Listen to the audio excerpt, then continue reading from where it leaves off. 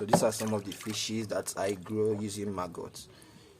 So this is one of the strategies that I teach. So no problems.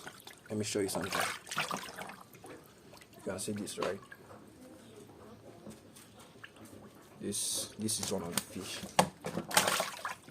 Let me show you. I want to teach you something about pig.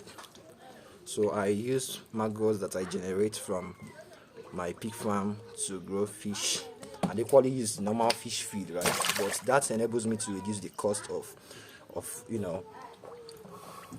raising these fishes, as you know, fish feed is expensive. So implementing the maggot strategy has enabled me to reduce the cost.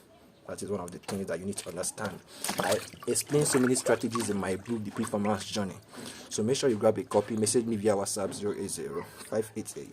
080-588-11642 to understand more about the pig farming industry and equally how to implement certain strategies to enable you to reduce the cost of feeding your animals and running other activities in the farm.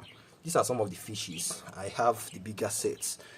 So, but I couldn't get all of them based on the fact that they were running around, So, and I had to go back to school. So I just came to take some of this. I'll be going back right now.